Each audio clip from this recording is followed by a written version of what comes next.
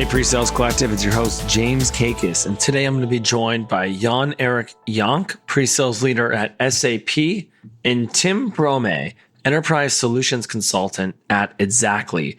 Both are founders of the Sales Excellence Podcast. You may have seen Tim and Jan around the PreSales Collective as they are our regional leads for the DACH region, and they've also been on our webinar series. Today's episode is going to be titled Branching Out into EMEA. And why this topic is so interesting is because so many times US-based companies will move to Europe and set up shop and set up an office. But what is reality like? And so Jan and Tim are going to talk about how US-based companies move to EMEA in early stage, medium stage, late stage, and what that situation is actually like. For me personally, I worked for a US-based company and supported Europe, Middle East, and Africa.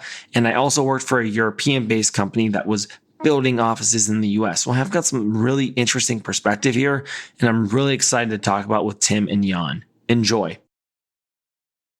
Tim, Jan, welcome to the PreSales Podcast. How are the two of you today? It's all good, James. Thanks for having us. Beautiful weather today here in Munich, 25 degrees. The gyms have opened up again. I'm going to the gym till later, but so in a good mood and looking forward to our conversation here today. Yeah, me too. Jan, how are you? Same for me. I had a week of great vacation in the mountains with my girlfriend and the dog, so I'm pretty relaxed and really looking forward to our conversation today. If anyone could see what your Zoom background looked like, it's an amazing background with your dog overlooking the mountains. I'm pretty jealous. So thanks for your time and thanks for that. I'm excited for today's podcast. So for those who haven't listened to the Sales Excellence Podcast, Jan and Tim had me on a couple weeks ago. We had a great conversation and I'm looking forward to having you guys on the PreSales Podcast this time. It's been awesome getting to know you. It's been a fun process. Yeah, absolutely. Our pleasure, to be honest.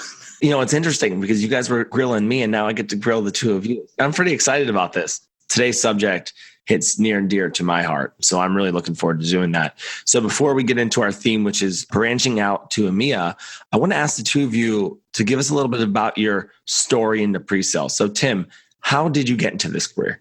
It's a funny one because you put in your question as part of our preparation here that people typically stumble upon the job at some point. And I probably would say my way to this profession has been relatively straightforward. It began as a child. I don't know. Always loved video games. And then later I became interested in technology, putting my own PC together and so on. And then I decided, okay, I want to really understand how this works. And then I decided to study computer engineering, which is basically computer science plus electric engineering in one together. And yeah, so I always kept on this path. I added on some business metrics during university already. I always signed up for some optional courses because I was keen. So the combination is really what enabled me to work in sort of technical sales. And yeah, my very first job was then at a company that had a grad program. And my very first station there was in fact in a sales department, pure sales at that time. So it was going on from there. It's pretty straightforward. I think of all the guests that we've had on the PreSales Podcast, that is the most logical path. But that's great. It is nice to hear, Tim. Jan, how about yourself? If I really think back, maybe it already started directly after my apprenticeship. I started as a web and database developer. And I would say after a couple of weeks, I realized I will never be very good at coding, right? So I started to switch roles because we have been an internal development department. So we had the real developers, the guys who are really able to code good stuff. And we had the business departments within our company. And I realized really quickly that I can be a kind of translator. So listening to the business guys and really understanding what they are looking for from a business perspective to be more productive or efficient or whatever, and then translate it into something more a technical language a developer would understand and being able to code the right stuff. Not just writing good code, also writing the right code to fulfill the customer requirements. And at some point, someone told me, so this is called project manager, right? So I was a project manager. And then I did a couple of roles like project manager at another company for external customers, a little bit of product management, but it was always down to you really need to listen and understand, right? Before you can give something to your customer, to deliver something which is then beneficial. And in 2013, I joined Salesforce, really cloud-based and driven company. And I learned the first time that there's a role called pre-sales. So I was like, okay, I did couple of these things we all really like. In the past, naturally, I didn't have the words for it, like, oh, this is discovery and we are doing a try run and all that stuff. So I learned, hey, there's a role for it. There are names for all these cool things we are able to do. And then I was fully into pre-sales. Wow, that's a nice journey. I'm looking forward to digging into both of your experience here. And as we get into our theme, which we've titled Branching Out to EMEA, I want to give a little bit of color from my background as to why this is so interesting and important. So for most of my tech career beyond my Salesforce experience, I have worked primarily either with Europe or for a European-based company. So when I was at Revinate, I did pre-sales, post-sales for all of Europe, Middle East, and Africa. So what that meant was I was up very early every single day and trying to really make sure that I was catering to that audience. And the hardest part about that was at the time, I had no international experience. So I was learning on the fly.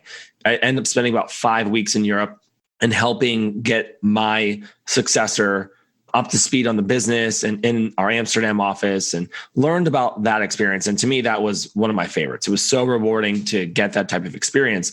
And then my next job was for Showpad, and I was helping open a US office from a Belgium-based company. And so I've been spending 1, 2, 3 trips a year heading over to Belgium. And so I've got both sides of the experience, and it's been really fun and really interesting. And when the three of us were talking about, hey, what do we want to talk about on the podcast?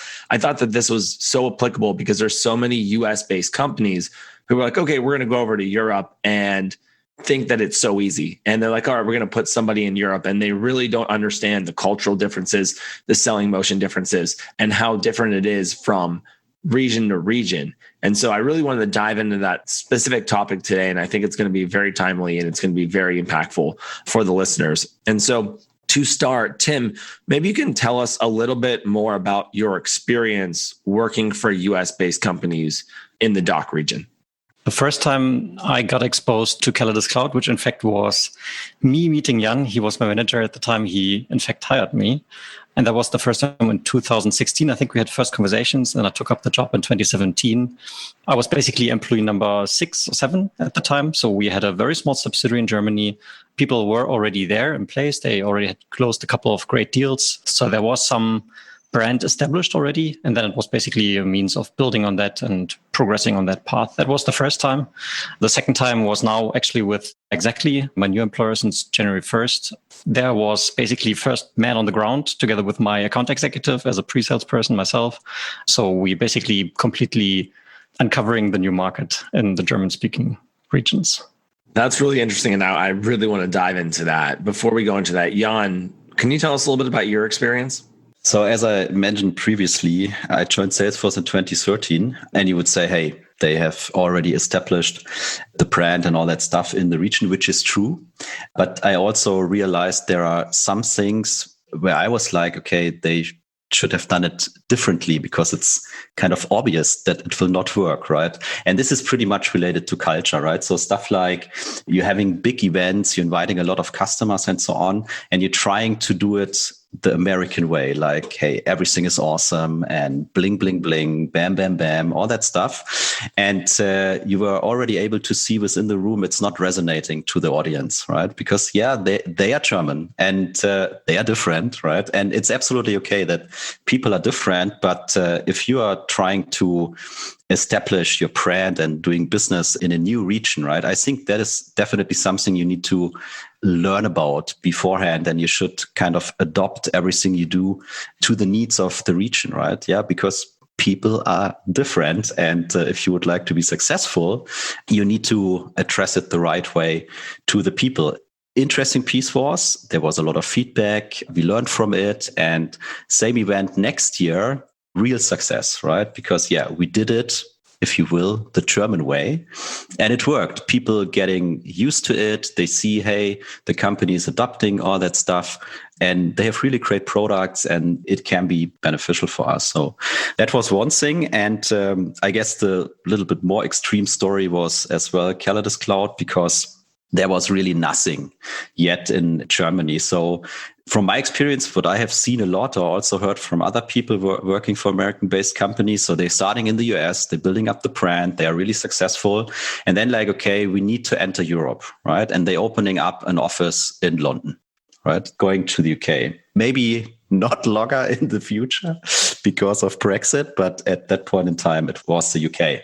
And then they starting business in the English-speaking countries. And at some point, they're realizing, hey, maybe also in Germany or in France, there are really interesting companies we could do business with. And when I started at Calidus, there have been 1-2 German-based customers, right? But I wouldn't say, okay, it is so good developed, if you will. And what I realized, okay, if you really would like to start off in countries like Germany, and I would say also France, you need to have a local presence, at least in respect of the language, right? If you don't speak German and you would like to address, for example, the insurance industry, it will not work, right? So you need to speak the language. So you need to understand, again, the culture. What I have seen as well is it really seems that a lot of these companies heading over from the US doing the same mistakes. So where I was like, hey, so many companies did it already. Why haven't we learned anything? You would think there'd be like some sort of playbook that's like, hey, you're going to branch out into EMEA. You should do A, B, C, and D. I don't mean to say this in a negative light, but I almost feel like it's a little bit of the American way of doing things. It's kind of, well, we've got this figured out. It's our way. We've done it so well here.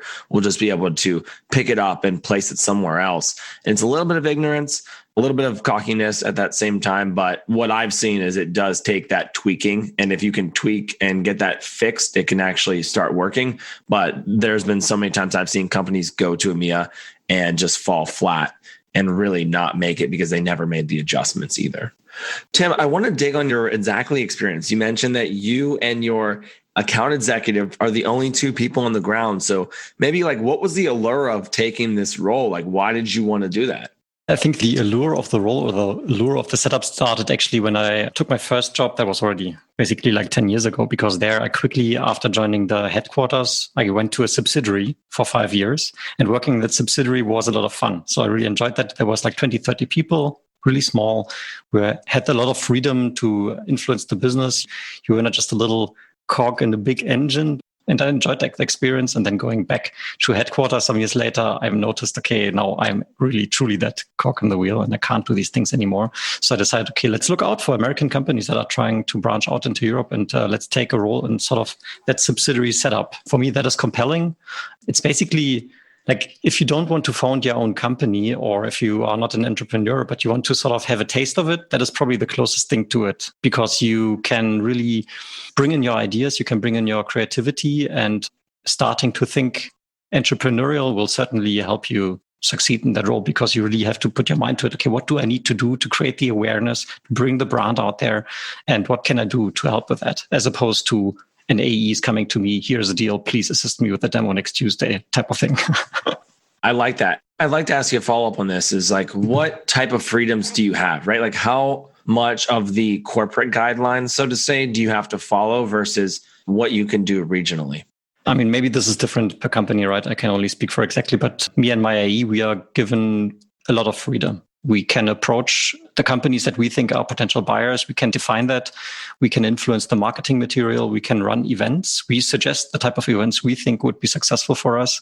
We produce partially our own marketing content because, again, we're obviously the only ones who speak German. So if you want to have like a video online or something like that, that's what we can do. And even down to the sales process, where we say, okay, here the buying decision is made in a different way. People are listening and we can have a say. That's great to hear that you actually have a say, because I've heard so many times the problem is yourself and the account executive are in region. You need marketing materials. You need budget for events. You need things to do, as Jan said, like catered toward that local culture and audience, but the budget's not there, right? And the marketing spend's not there. And so you're kind of trying to maneuver effectively, but you don't have the resources. So it sounds like at this point, you've actually been given the resources and the flexibility to make those types of decisions. So these were the type of questions we asked before we even took the job, because me and my partner, so to say, we also had some previous experience in that regard, coming from Calidus, basically. And we knew that there's some success criteria, such as marketing budget, for example. So we asked for that. You and your account executive worked together previously. Yes, we did as well, yeah. We should not. That probably makes a transition a lot easier as well.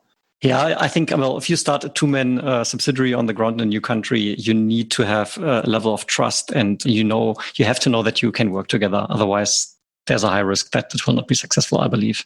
That was a conscious decision, and it was a decision we made together that we're going to take up this challenge. Jan, can you give us your perspective in terms of the allure? I mean, it sounds like you were a leader in an early stage company as well. So my motivation was basically that I got the chance to build something up from the ground, right? So there was Calidus Cloud as a proven company in the US and in English-speaking countries in Europe, but in Germany it was, I don't want to say it was like a startup, but it was something pretty new, right? So nothing was there and you need to build up anything from the ground. And as Tim said, there's a lot of flexibility, a lot of freedom. So they may hire you as a solution consultant, but you are able to do a lot more, right? So you can help and define the strategy. You can contribute to go to market. You will need to work on marketing assets because at the beginning, maybe there is nothing available. And so that was my motivation. So helping to drive that forward. And as you said, I also got the opportunity after a while to step into a leadership role and heading Europe from a pre-sales perspective, which again, give me the freedom of trying out new things because there was nothing in place, right? From a process perspective and so on and so on. That maybe brings me back to a different perspective. So if companies would like to start in Europe, I think there are two essential things from my perspective. So number one is trust. You definitely should have trust in the people you hired to run and grow that country. And the second one, I would call it strategy, right? So there should be a clear strategy where you would like to go and a kind of vision and a good purpose. And that should be aligned with the local people you put on the ground and you hire to grow and run that business. And all these things Tim mentioned, like, okay, how will we run marketing? How do we make sure that we will have a pipeline? All that stuff, you should discuss the kind of strategy framework upfront from my perspective, because otherwise you will have a lot of stupid discussion afterwards, a lot of back and forth misunderstanding and so on. And in the worst case, you will completely fail, right? Because the local people will say, oh, I completely feel controlled by the US. They have unrealistic expectations and I'm not able to do it. So I will leave and find something else. So I think you definitely need to put some thoughts around your strategy and where you would like to go. And you should really have, I would call it aligned authority, right? So give them the authority to run the country, but have a clear alignment with your company strategy and with your company goals. And then I guess you will have a good basis to be successful. I really like that perspective, Jan. And, you mentioned a lot of things there about being a builder and having to have the ability to make your own decisions and pave that path. But one of the things that is really interesting that you mentioned, and Tim mentioned this as well, is that there should be some sort of strategy from the corporate office. And so maybe the follow-up that I have for you is like, how much structure should be there from the corporate office and what type of autonomy do these local regional offices need to be effective? It's not an easy question, and maybe it depends from company to company, from business to business. But I think you should come to a point where the local people and the management over in the US can really say, okay, we both know where North is, right? We both know where we would like to head in the future. And we talked about basic things like, okay, what are our expectations in respect of numbers, right? There will be goals in place and we need to put a timeline behind it. We need to talk about what kind of budget is available for starting off a new country and where should we invest first, right? Should we hire a second salesperson or should we hire a marketing person? And maybe it depends on the business. It depends on the country where you are. It depends on the products you're offering, but you should definitely touch these areas like a budget is, I guess, a big part of it and how the growth plan looks like. And I mean, it's always an assumption, right? So nobody can promise that it will be like that. Another thing is, what is my freedom, right? Which kind of decisions can I make without asking for approval, right? If I would need to ask for every $50 or euros, then it may slow down everything and I have zero authority. So what's the reason for sitting here?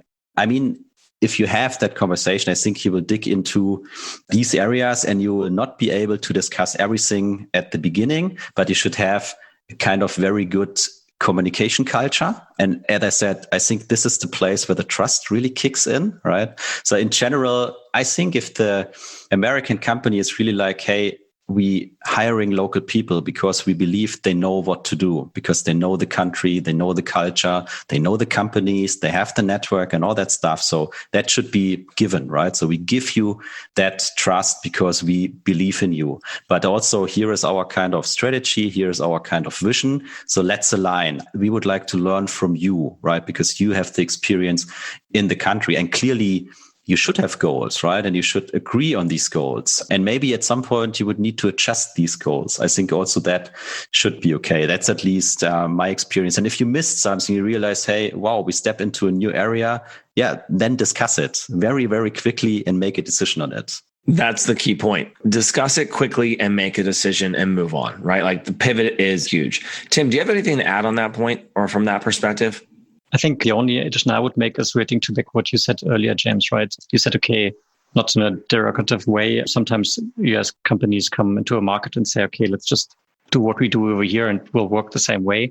And I think on the surface of it, European cultures and American cultures are not so far away, at least if you compare them, for example, to Asia or Africa, maybe, without generalizing. But that is something that people perceive sometimes on the surface of it. And I think some humbleness to respect that there will be subtle changes that are effective or that are affecting the business is important. And then listening to the local counterparts and relying on that trust that Jan elaborated on. I want to come back to this slightly because at the end of this podcast, I was going to bring up some of the regional lead stuff that we're doing with PreSales Collective. And so I think it's almost like an interesting conversation that the three of us have continued to have in a little bit different of a context. So spoiler alert, we're going to talk about this. Let me ask you, Tim, in terms of this model, you talked about like a lot of the entrepreneurialness and the freedom, but what are the challenges? Like, where are you running into roadblocks as being one of the first people on the ground? I think it starts, as with often it does, with a mindset, right? I think if you are coming from an organization where there's multiple thousands of people in the country and you're coming from a big office and you're used to being told what to do, then you will face a big challenge because you have to be very structured on your own, right? And most likely your manager will sit somewhere in the US and he will be in a different time zone. You will only speak to him once in a while. So you need to be structured. You need to be self-driven. I would say curiosity and also the willingness to potentially change from what you've done previously and learn is certainly a prerequisite. And then one of the main challenges, and that was somewhere hidden already in there with the manager, right? The majority of colleagues will be quite far away. And that means staying in touch with them is a bit of a challenge, right? You can't just go to another office and just speak to the product manager and ask him a quick question. No, you have to consciously make that connection and keep it up. Because if the people don't have you on your radar, you will not be informed of new things that are developing, or you will only hear of it late, but you want to be on the forefront. So I think one of the biggest challenges is keeping that connection to all stakeholders that you as a pre-sales person have. And that is not only product, that is, of course, management, that is sales management, that is marketing, maybe even development and support. So I think we have quite a few interfaces there, and all of them can be useful for us as a pre-sales person. And that, I would say, is probably one of the main points. I'm glad you brought that up. And thanks for that, Tim. Like, one of the things that I remember is just time zones. When I reflect on my experience, like how difficult and different things in time zones are. Because I remember when I used to go to Amsterdam and I was based in San Francisco, I remember I'd wake up and I would crank through all of my emails and all of my busy work for the region. And then I'd have to wait for like 2 or 3 hours for the rest of the West Coast to come online to get answers to my questions. And when I worked at Showpad, it was interesting. Like, I was up at like 5, 6 a.m.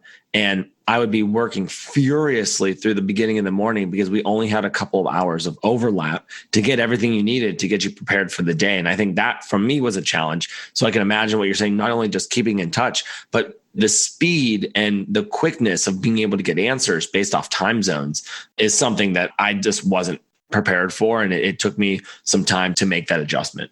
Jan, let me ask you that same question. When it comes to challenges, what are some of the things that you face, maybe especially in that leadership role that you were in? So I would say one challenge could be definitely setting the right priorities. So if you start like Tim together just with an AE on the ground, there's so much stuff you need to look at, like your own enablement. There's the strategy, go to market. We need to get leads. We need to produce materials, all that stuff, and everything at the same time, of course. So I think it's definitely important to look at it, think about it, put a structure in place and set the right priorities in respect of what you would like to achieve. And again, you would need to have a strategy to really know what you would like to achieve. And then I think it will be not an easy one, but it will be okay to set the right priority. So that is kind of one thing. And with the leadership role, I don't have a specific challenge in mind because for me, it was basically just fun at the beginning and there was nothing in place. So there was no process. There have been no guidelines. There was really nothing. So we started with nothing. And with the pre-sales people, it was an easy one because they said, something is wrong, right? We need to change something. We would like to do it a different way, but we don't really know how to do it maybe. So we figured it out. And I think then the biggest challenge was basically to bring that change into the sales organization. Because at some point we said, okay, let's put something in place, what we called an engagement model. So how to engage between sales and pre-sales. And we were really in the position to sell that model to sales, right? So it was really like, hey, we would like to share with you why we believe it's beneficial for all of us. And it's not just politics that we come around the corner with another nice looking process. So I think that was the biggest challenge. If there's nothing and people are used to, I just call my presets guy and then the presets guy is doing a demo, of course, without discovery and all that stuff, then you have a kind of huge change management project or process in front of you. I think that was the most challenging part, but also a very, very interesting part because there's so much benefit in it. No, that's great perspective, Jan. And let me ask you a follow-up question here was your direct manager in region or in the US? In the US. And how many times in a year did you see your manager? Personally, I would say at least once a year. Right. So we had events and there was the ability to fly over. Best case, I would say 2 times a year, but kind of virtually or on the phone a couple of times per week. That's kind of crazy to think about, right? I mean, like now everyone's, working in virtual culture. And so we're seeing people on video, but like to only see your manager once or twice a year, it's interesting. So from an actionable advice perspective, Jan, for anyone who's a manager in the US that's listening to this podcast, that's managing a team in EMEA, what's maybe a single point of advice you could give that person to make sure that they're doing that well? What was very beneficial for me stepping into that role was the ability to meet my future manager in person upfront, if you will. So it was a kind of very beneficial and useful discussion. You can look into each other's eyes, right? And you can discuss important things and already put an agreement in place. What always worked well for me is let the people know what do you really expect, right? And find the kind of right flavor and also measurement. Let's call it remote manager, for example, over in EMEA or in Germany. I think also listen carefully is important because maybe you are used to what you have done for many, many years and you have been successful with it in your role in the US. But again, culture kicks in, everything is new, kicks in, all that stuff. So I think carefully listening is important. Additionally, I think trust is important as well. And from my understanding, trust is always something you give proactively, right? So it's like, hey, James, I trust you. That's my decision, right? You can't make that decision. I'm the only person who can make that decision. And then also put the kind of guidelines or guiding principle in place that the guy in Europe really understands who you are, how you think, how you operate, what's important to you. So have transparency and really, really good communication. What we found out at Calidus basically was, hey, EMEA can act like a very big playground. Because as I mentioned, nothing was in place, right? So we can try whatever we want. And we will know very, very quickly if it works in EMEA or not, right? And then if it works, you can maybe easily adopt it somewhere else, right? And it works the other way around as well. You can say, hey, this is what we tried over the last couple of years in the US, right? So look at it, give it a try, talk to your people in EMEA or in Germany and see if you can leverage it. Maybe you need to adopt it a little bit, whatever. So that was a really interesting experience because, I mean, Calidus in the US, there have been a structure for many, many years. Also hierarchy, people are used to it, all that stuff. In EMEA, there was nothing at the beginning. So we're able to act really, really quick and learn from it and adopt it. So it really was the playground for new things. Listen carefully, give clear expectations and guidelines, and communicate in a constantly way, and give trust to these people. And at some point, I guess, accept that they need to develop their own leadership style. Thanks for that, Jan. That sounds very actionable as well. Tim, before we get into the pre-sales regional lead topic and start wrapping up, do you have anything to add in terms of advice that you would give a US-based manager to someone in your position? One thing which is not directly answering your question, it's more advice I would give to a single person who's deciding to take up that challenge in a small new office. It would be that humbleness and patience is extremely important, right? I still remember when I joined Calidus in 2017 in May, you had to learn a lot, right? You had to wait. You can't expect, for example, if you join a company like SAP or Oracle, where you have pipeline coming in, deals are flowing in, you're still developing that market, right? So you need to be patient on that one. I think I closed my first deal 1 year later, and maybe that is longer than normal, or maybe it's less, I don't know, but certainly took some patience. I remember that very vividly. And I think that advice also applies for a manager, right? If you are directly managing people over in Europe and there's only very few, it will be quite different to managing the people that you have in the US, because they have already established deals, they have healthy pipelines, they're working and so on. It will be very much operationally, whereas establishing that subsidiary abroad will be more strategic. You will have different types of conversations. And therefore, you need to treat your employees, even though they're part of the same team, maybe slightly differently. Well, I appreciate both your perspectives on this. I've really enjoyed this conversation. And just like your podcast, we probably could go for 90 minutes, but I need to stay true to the less than 45 for the PreSales podcast. One thing that I do want to talk about is this concept of PreSales Collective regional leads. And so for those that are listening, PreSales Collective is trying to continue to expand globally. We're almost having the same conversation as that. PreSales Collective, myself and Yuji as founders are both based in the US, but we want to be a global pre-sales community. And to be a global pre-sales community, it means that you need to have a global footprint. You need to be empowering people in global regions and doing things that we're talking about. Tim, let me ask you this question first: is what is the allure of doing this regional lead model for the PreSales Collective? What does that mean to you? I think there's a lot of parallels to the reason why Jan and myself founded our own podcast in the first place, right? So we recognized there's sort of a gap in the profession. There's a lot of content for marketing people. There's a lot of content for sales people, but there's very little for pre-sales. So 2 years ago, we decided to found the podcast, and now you've decided to launch this global community, and we want to be part of that path. And the reason for that is, if I put myself in the shoes 10 years ago when I started in that technical sales profession, I would have loved to have these type of resources that we have available now, because for me, it took literally years to get there. And I think there is for sure a faster way to become better at the pre-sales profession, and forums and communities like the one we are here now working on are just the means to get there faster. And it's just much more enjoyable. There was a lot of pain in that learning process for me. And one of the main motivators was just to share the experiences and knowledge. And the PreSales Collective is a great forum to just continue on that. You guys have done such an awesome job with Sales Excellence Podcast, and I've been impressed to see it. And I'm glad that you guys are moving to a little bit more English content as well.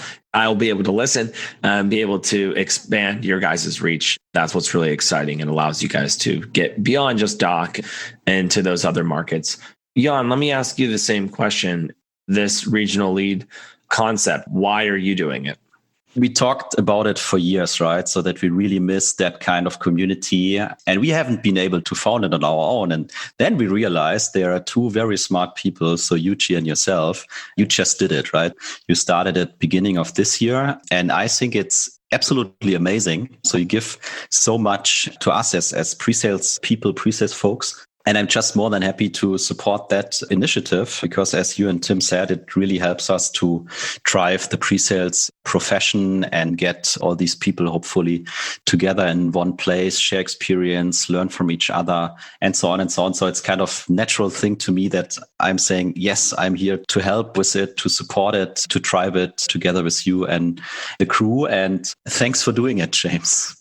Thank you guys. I mean, it's been a lot of fun getting to know you guys over the last couple months and seeing what we've been able to do together. It's been awesome. So I really want to thank you guys, and thank you guys for being on the podcast. Before we go, I do have to ask 2 questions, right? And you guys can just give some brief responses if you'd like. Jan, I'll ask you first. What is your favorite thing about the pre-sales role? It is the fact that you can learn new stuff every day. So it's not like the typical 9-to-5 job doing the same task day in and day out. So there is new stuff every day, right? New customers, new opportunities, new products your company is developing, new partners, new things happening with politicians, and so on and so on. The opportunity for me to experience something new every day and learn from it. Thanks, Jan. Tim, same question. You just asked Jan to give a brief response and it actually worked. I'm impressed. I'll try the same, but I have to give two reasons because I can't prioritize them. The first one is really walking that fine line between technology and business. I mean, technology is great, but only really useful if it serves a purpose. And us in pre-sales, we constantly have to map technology against business problems, real life problems, and we try to solve them and bring everyone forward. That for me is number one. And the second one is, and maybe that's a bit specific to my role, but I really love that every opportunity is different, right? We speak to different type of verticals, whether that's, well, Jan mentioned insurance earlier, banking, pharma, manufacturing. It's really anything. So the full breadth of what the economy is doing. And you learn about a lot of business models. You learn a lot about new technology. And for me, that is extremely exciting. Love that perspective. Each of you, and Tim, I'll ask you this question first. What advice do you have for people who are in your shoes, that are working, maybe 1, 2, 3, 4 people on the ground and are feeling fairly siloed? I think it's easy to feel isolated and you have to make a conscious effort to create these connections, right? I mean, of course, us in pre-sales, we rely on assets, right? You need your demo environments, you need your presentation materials, you need to learn how to pitch these type of things and just reach out proactively, right? You cannot expect that companies branching out to Europe will provide everything on a silver platter. You have to adapt that entrepreneurial mindset and take what you need. So don't reinvent the wheel. Most likely there's already plenty of things available in the organization. You just have to ask for it and find the right people for it. So don't be shy, reach out. And then also start potentially building your own brand within the company, right? Start producing your own great content, maybe something that works in your region from a culture perspective or economy perspective. That can be a lot of fun and useful and can also benefit the wider organization. I can just say I completely agree. And the kind of essential behind this communication is key, right? So reach out to people and share what you are doing with these guys, because you step in, you can add a fresh perspective to it. So don't be shy, give feedback, share the assets you create, share your experience from previous engagements. You can definitely learn from each other. But as Tim said, just ask, right? So normally it's already there in some respect and you can just reuse it so you don't need to reinvent the wheel. Gentlemen, I really appreciate your time today. It's been fun having you on the PreSales Podcast. It's been great getting to know the two of you, as I've mentioned, and it's been fun working together. And I'm really excited to see what you guys can do in the DACH region. And just want to say thanks again for leaning into PreSales Collective. Thanks a lot for having us, James. It's always a lot of fun, and I'm looking forward to our future collaboration. Thanks, James. All right, PreSales Collective. I had a lot of fun today. Talking to Tim and Jan is always great. We've gotten to know each other really well over the last couple of months. Some of my biggest takeaways from today's episode were when Jan said there are 2 essentials to branching off to EMEA. The first one is trust, and the second one is strategy. And if you heard Jan and Tim throughout, those themes were constant. The ability to go into that region and trust the individuals there to make decisions and to drive things forward, and also have a high level strategy and not be afraid to pivot that and move forward for what works in region. Another thing is keeping in contact with your peers. I had mentioned the time zone, but just staying active, staying in touch, letting them know who you are, because it's very easy for them to get left out when you're in a region by yourself. You're not supported by your peers as closely.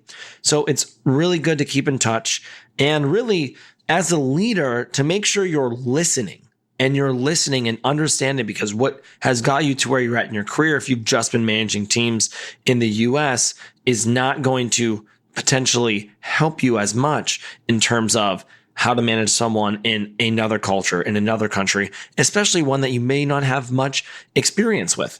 And so understanding how important the local culture is and what works is critical. All right, PreSales Collective, I had a great time today. I hope you enjoyed today's episode. As always, like, follow, comment if you're enjoying the podcast or not. Also, if you like today's episode, feel free to share it with your peers. Otherwise, we'll see you next week. Thanks for your time.